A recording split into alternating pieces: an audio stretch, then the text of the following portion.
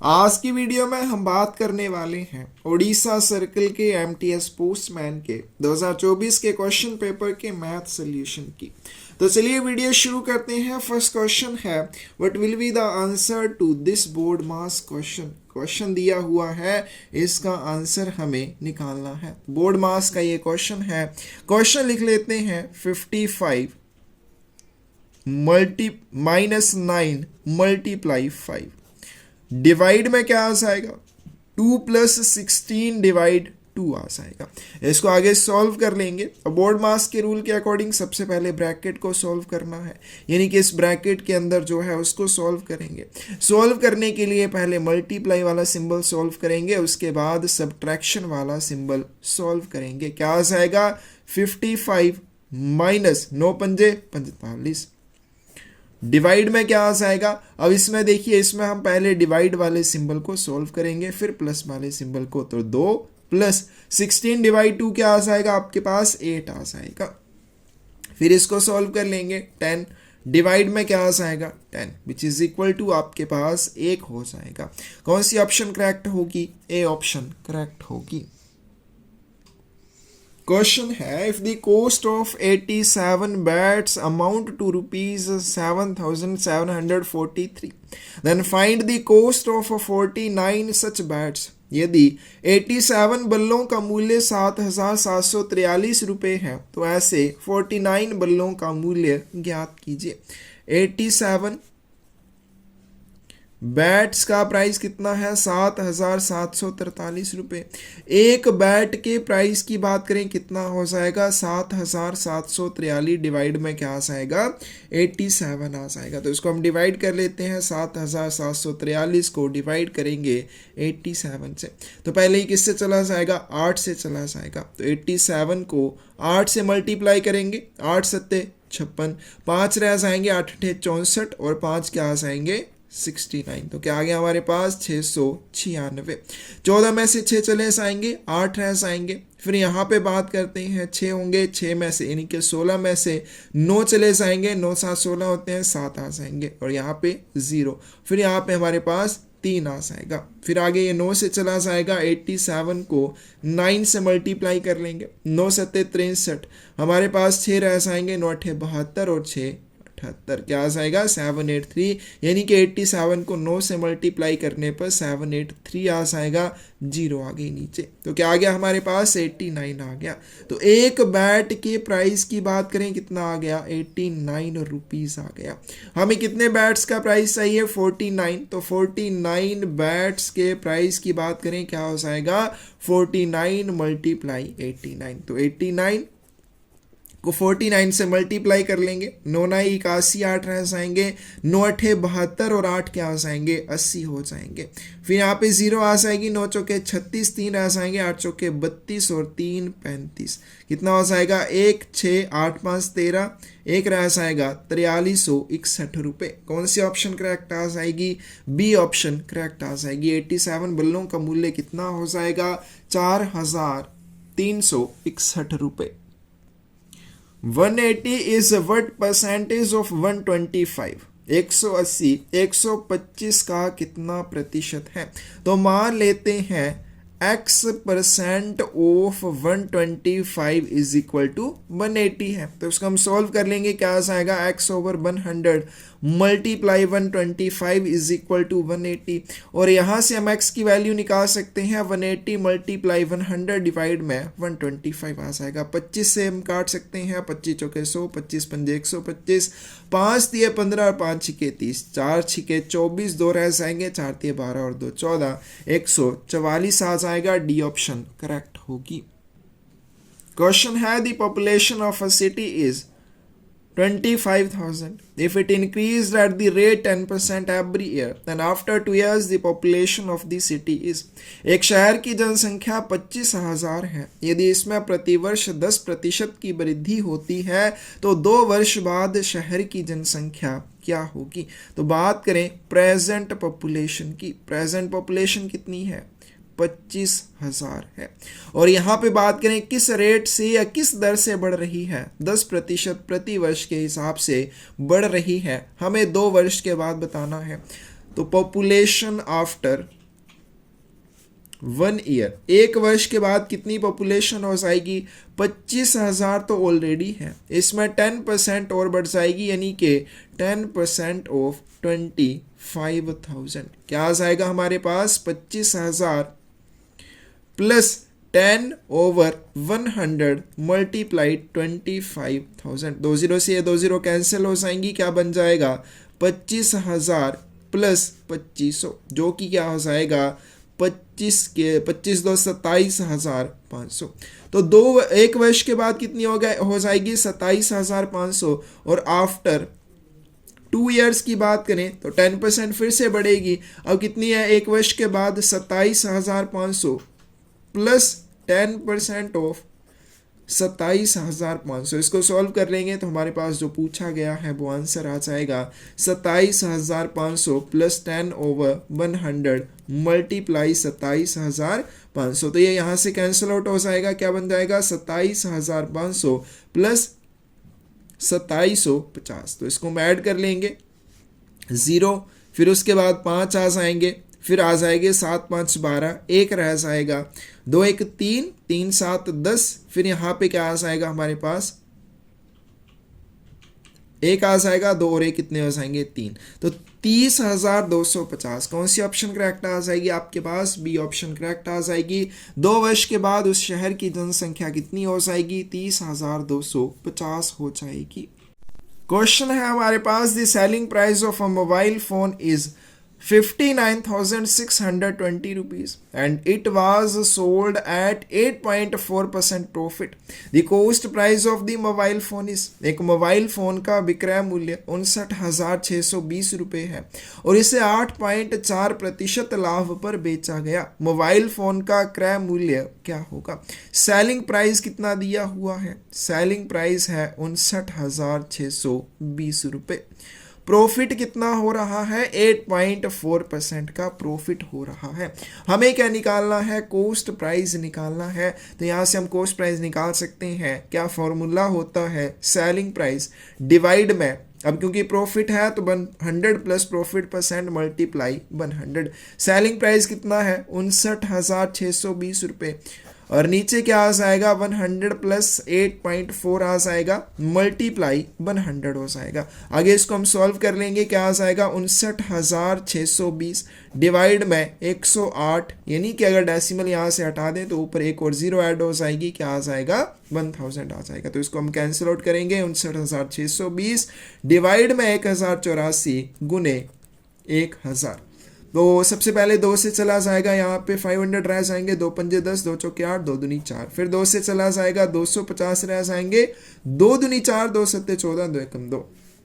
तो 59,620 को 271 से हम डिवाइड कर लेते हैं। अब ये देखो 2 दूनी 4 होते हैं, लगभग 2 से मल्टीप्लाई करेंगे तो हमारा काम चल जाएगा। 271 को 2 से मल्टीप्लाई करें, 2 एकम 2, 2 सत्ते 14, 2 दूनी 4 और 1 5, 542, यानी कि 271 गुने 2 542। कितने रह जाएंगे? 4, 9 में से 4 चले जाएंगे 5, फिर यहाँ पे 2 आ जाएंगे, फिर से 542 हो गए, यानी कि 271 मल्टीप्लाई 2 542 0 आ जाएगा। तो इस तरह से यहाँ पे 0 आ गई, ये 0 लास्ट में भी है, ठीक है, 5420 रुपये। तो इस तरह से यहाँ पे 0 आ जाएगा। तो 220 आ गया, तो क्या आ जाएगा? 220 गुने, क्या इसको कैंसिल आउट करेंगे, 220 आ जाएगा और यहाँ पे साथ में मल्टीप्लाई आ जाएगा 250। तो इनको दोनों को मल्टीप्लाई कर लेंगे, 25 गुने 22, 25 दुने 50 0, 25 दुने 50 0, 5 5 और साथ में 2 0 और ऐड हो जाएंगी। तो कॉस्ट प्राइस कितना आ जाएगा हमारे पास? 55,000 रुपये आ जाएगा। कौन सी ऑप्शन करेक्ट हो जाएगी? सी ऑप्शन आपके पास करेक्ट हो जाएगी। A person bought article at the rate 11 for rupees 10 and sold at the rate 10 for rupees 11. Find the profit or loss percentage. एक व्यक्ति ने 10 रुपए में 11 वस्तुएं खरीदी और 11 रुपए में 10 वस्तुएं बेची, लाभ या हानि प्रतिशत ज्ञात कीजिए। अब देखिए यहाँ पे क्या बोला गया है कि एक व्यक्ति ने 10 रुपए में 11 वस्तुएं बेची, ठीक है, 11 आर्टिकल बेचे, प्राइस क्या है? 10 रुपए।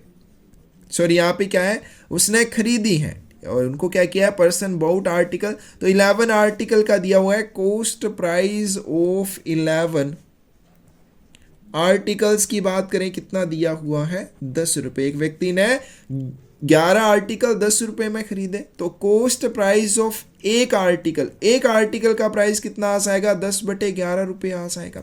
आगे चलते हैं, जब बेचने की बारी आई, सेलिंग प्राइस ऑफ 10 आर्टिकल्स, उसने 10 आर्टिकल कितने रुपए में बेचे 11 रुपए में बेचे। ठीक है, दिया हुआ है कि उसने क्या किया 11 रुपए में 10 वस्तुएं बेची, तो 11 रुपए में 10 वस्तुएं बेची। तो सेलिंग प्राइस ऑफ 1 आर्टिकल क्या आ जाएगा 11/10 रुपीज आ जाएगा। तो यहाँ पे उसको क्या हो रहा है प्रॉफिट हो रहा है। तो प्रॉफिट क्या आ जाएगा, profit is equal to selling price minus cost price. तो सेलिंग प्राइस की बात करें, सेलिंग प्राइस है हमारे पास ठीक है, सेलिंग प्राइस क्या आ जाएगा हमारे पास 11/10 रुपये, और कॉस्ट प्राइस की बात करें क्या है 10/11 रुपये। तो यहाँ पे इन दोनों का एलसीएम ले लेंगे 110 आ जाएगा, और यहाँ पे क्या आ जाएगा 11 गुने 11 माइनस क्या आ जाएगा हमारे पास, माइनस आएगा 10 गुने 10, कितना आ गया हमारे पास। ठीक है, यहाँ से देखिए 121 माइनस 100 यानी कि 21/110 रुपये आ गया। ये क्या आ गया हमारे पास प्रॉफिट। हमें क्या निकालना है प्रॉफिट परसेंटेज। तो प्रॉफिट परसेंट क्या होता है, profit over cost price multiply 100। तो यहाँ से हम प्रॉफिट निकाल सकते हैं। प्रॉफिट की बात करें 21/110 रुपये। आगे चलते हैं, कॉस्ट प्राइस की बात करते हैं तो कॉस्ट प्राइस कितना है 10/11 रुपये। आगे चलते हैं मल्टीप्लाई 100 से, तो इसका हम दूसरे ऊपर लेके आएंगे, क्या आ जाएगा 21/110 मल्टीप्लाई 11 ऊपर चले जाएंगे, 10 नीचे आ जाएंगे, मल्टीप्लाई 100। ये दोनों जीरो से ये दोनों जीरो कैंसिल हो जाएगी, 11 से 11 कैंसिल हो जाएगी, क्या आ जाएगा 21% आ जाएगा। उसको कितना प्रॉफिट हुआ 21% का सी ऑप्शन करेक्ट आ जाएगी। A sum lent out at simple interest amounts to rupees 6,076 in 1 year and rupees 7,504 in 4 years. Find the rate of interest. साधारण ब्याज पर उधार दी गई एक धनराशि एक वर्ष में 6,076 रुपये और 4 वर्षों में 7,504 रुपये हो जाती है। ब्याज दर ज्ञात कीजिए। क्या दिया हुआ है अमाउंट आफ्टर 1 ईयर। एक वर्ष के बाद कितनी अमाउंट दे रखी है 6,076 रुपये। उसी तरह से अमाउंट आफ्टर 4 ईयर्स, 4 वर्ष के बाद कितनी अमाउंट बन जाती है 7,504 रुपये। तो क्या हुआ इसमें इंटरेस्ट बढ़ा, तो इंटरेस्ट 4, ठीक है 4 माइनस 1 इंटरेस्ट फॉर 3 ईयर्स, 3 वर्ष के लिए कितना इंटरेस्ट हो जाएगा 7,504 माइनस 6,076। तो इसको हम यहाँ से माइनस कर सकते हैं, क्या आ जाएगा 7,504 माइनस 6,076। 14 में से 6 चले जाएंगे 8 रह जाएंगे, 9 में से 7 चले जाएंगे 2 रह जाएंगे, यहाँ पे क्या रह जाएंगे 4 और यहाँ पे 1, कितना आ जाएगा 1,428 रुपये। 3 वर्ष के लिए जो सिंपल इंटरेस्ट है वो 1,428 रुपये है। तो सिंपल इंटरेस्ट फॉर 1 ईयर की बात करें, एक वर्ष के लिए सिंपल इंटरेस्ट क्या आ जाएगा 1,428। 3 वर्ष के लिए 1,428 है तो एक वर्ष के लिए 1,428/3 आ जाएगा। 3 चौके 12, 2 रह जाएंगे, 3 सत्ते 21, 1 रह जाएगा, 3 छिके 18 यानी कि 476 रुपये। ये बन गया हमारे पास सिंपल इंटरेस्ट। सारी वैल्यूज को सिंपल इंटरेस्ट के फॉर्मूला में पुट करेंगे, principal into rate of interest into time divide में 100। तो यहाँ से क्या आ जाएगा सिंपल इंटरेस्ट क्या होगा 476 इज इक्वल टू क्या हो जाएगा, प्रिंसिपल की बात करें। अब प्रिंसिपल हमें यहाँ पे फाइंड आउट कर लेना है। प्रिंसिपल कैसे फाइंड आउट करते हैं, तो देखिए जो अमाउंट होती है वो क्या होती है प्रिंसिपल प्लस उसके ऊपर जो आपको इंटरेस्ट मिला। तो यहाँ से हम प्रिंसिपल निकाल सकते हैं अमाउंट माइनस इंटरेस्ट। तो एक वर्ष के लिए हमने कितना सिंपल इंटरेस्ट निकाला 476 रुपये, और एक वर्ष के बाद जो अमाउंट थी वो 6,076 रुपये थी। तो यहाँ से प्रिंसिपल क्या आ जाएगा 6,076 माइनस 476 यानी कि 5600 रुपये हो जाएगा। तो प्रिंसिपल क्या आ गया 5,600। रेट ऑफ इंटरेस्ट हमें फाइंड आउट करना है, टाइम हमारे पास एक वर्ष का है, डिवाइड में 100। तो ये दोनों कैंसिल आउट हो जाएंगे। रेट ऑफ इंटरेस्ट क्या आ जाएगा 476 डिवाइड में 56 आ जाएगा। तो उसको हम यहाँ पे डिवाइड कर लेंगे, क्या आ जाएगा 476 डिवाइड करेंगे 56 से। तो पहले ये वैसे ही कैंसिल आउट कर लेते हैं, 2 से चला जाएगा 2 दूनी 4 और 2 अट्ठे 16, फिर 2 से चला जाएगा 2 दूनी 4, दो तिये 6 और एक रह जाएगा 2 अट्ठे 16, फिर 2 से चला जाएगा 2 14 रह जाएंगे, 2 एकम 2, 2 एकम 2 और 2 9 18, 119 डिवाइड में 14 आ जाएगा।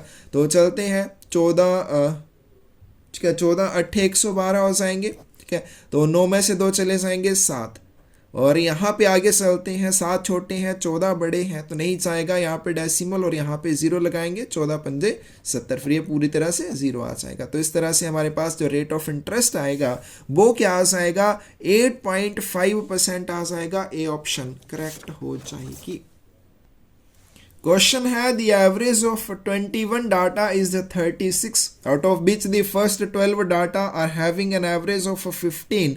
The average of rest 9 data is 21 data का औसत 36 है, जिसमें से पहले 12 डाटा का औसत 15 है, शेष 9 डाटा की औसत क्या होगी। तो एवरेज दी हुई है 21 डाटा की, तो टोटल वैल्यू क्या आ जाएगी, total value of 21 datas, 21 data की टोटल वैल्यू कितनी हो जाएगी, 36 मल्टीप्लाई 21। तो मल्टीप्लाई कर लेते हैं 36 को 21 से, 36 एकम 36, 0 6 दूनी 12 और 3 दूनी 6 1 7, 72 आ जाएंगे। 6 3 2 5 कितनी आ गई हमारे पास, 756 आ जाएगी। आगे चलते हैं, पहले जो 12 डाटा है उनकी एवरेज 15 है, तो total value of first 12 datas, पहले जो 12 डाटा है उनकी टोटल वैल्यू की बात करें क्या आ जाएगी, 12 मल्टीप्लाई 15। तो इसको भी मल्टीप्लाई कर लेते हैं, 12 पंजे 60, 0 12 एकम 12, क्या आ जाएगी 6 2 8 और 1 180 आ जाएगी।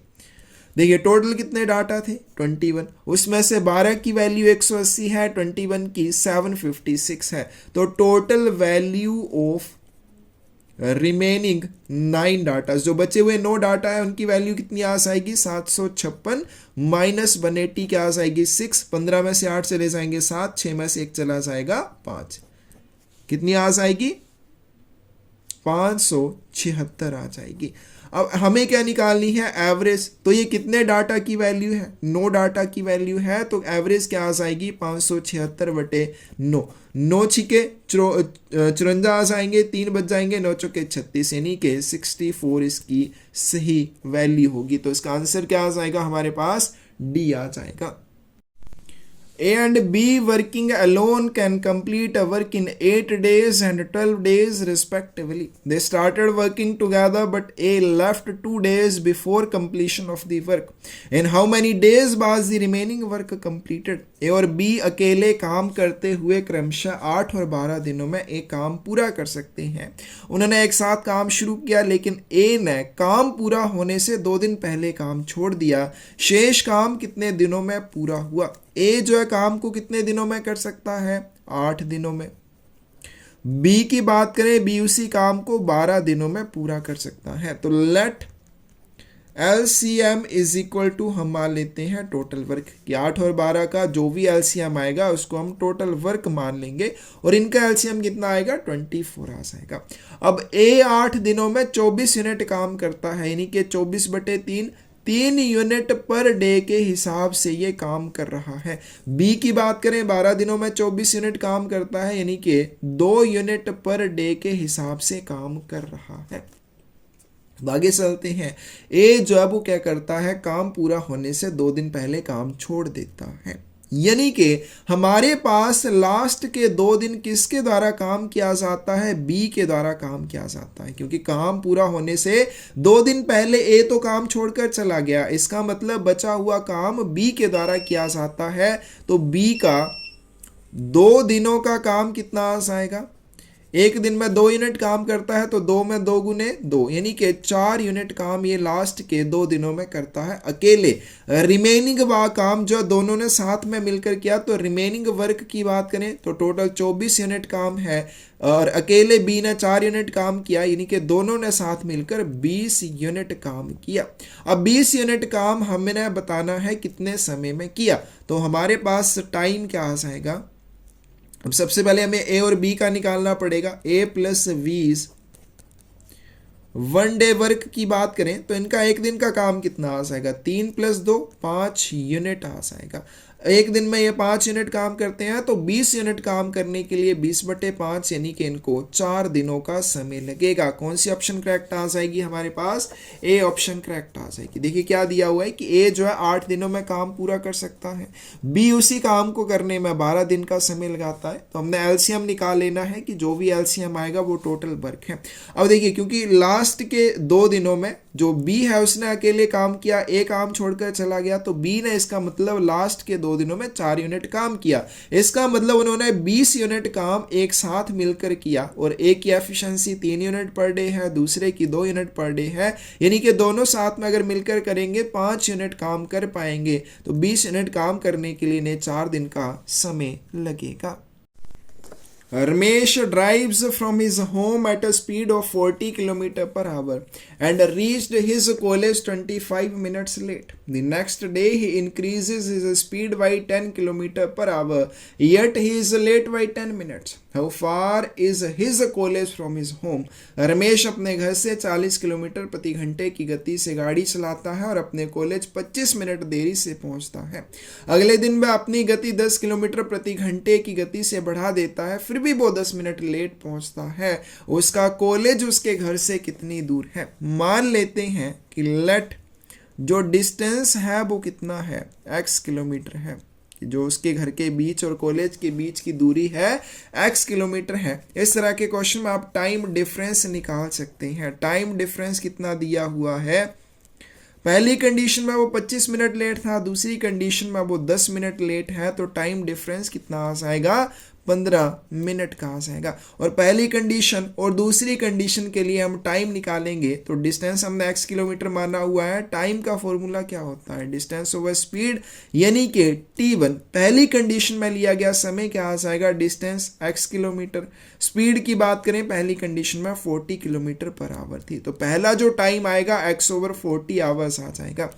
दूसरे टाइम की बात करें, डिस्टेंस हमारे पास x किलोमीटर ही रहेगा, स्पीड जो है वो 10 किलोमीटर प्रति घंटा की गति से बढ़ जाएगी। पहले 40 किलोमीटर प्रति घंटा थी, अब 50 किलोमीटर प्रति घंटा हो जाएगी। तो t1 x/40, t2 x/50, इन दोनों का डिफरेंस निकाल लेंगे। t1 माइनस t2 हमने कितना निकाला हुआ है? 15 मिनट निकाला हुआ है। तो यहाँ से क्या आ जाएगा? x/40 hour minus x/50 hour is equal to 15। अब ये आवर में है, ये मिनट में है, तो इसको भी आवर में कन्वर्ट कर लेंगे, 15/60 आ जाएगा। चलिए आगे इसको सॉल्व कर लेते हैं। यहाँ पे 200 हमारे पास एलसीएम आ जाएगा।